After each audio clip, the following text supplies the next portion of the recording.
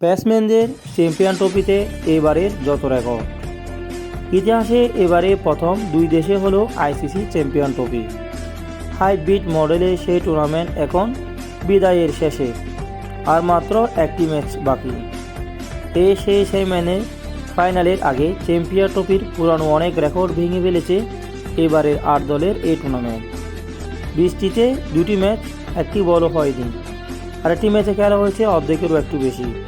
তবুও ছক্কার রেকর্ড করে ফেলেছে এবারের টুর্নামেন্ট।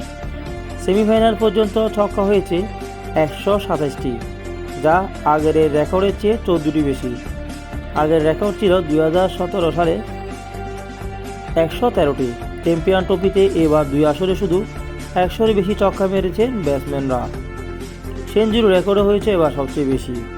এর আগে দুবাইয়ে 10টি করে সেঞ্চুরি দেখলো, এবারে ফাইনালের আগে 14টি সেঞ্চুরি হয়ে গেছে। সর্বশেষ নিউজিল্যান্ড দক্ষিণ আফ্রিকা দ্বিতীয় সেমিফাইনালে সেঞ্চুরি হয়েছে 3টি। চ্যাম্পিয়ন ট্রফিতে এই এক ম্যাচে সর্বোচ্চ সেঞ্চুরির রেকর্ড এটি।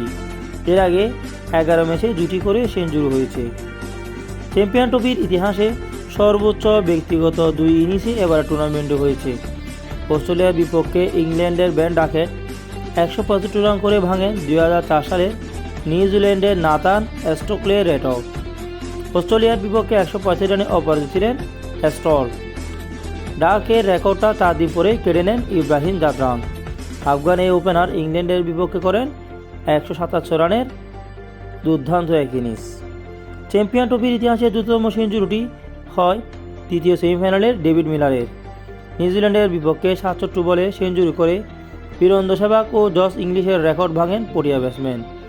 2002 সালে ইংল্যান্ডের বিপক্ষে ভারতের সেহবাগ ও এবারেই অস্ট্রেলিয়ার ইংলিশ 77 বলে সেঞ্চুরি করেন।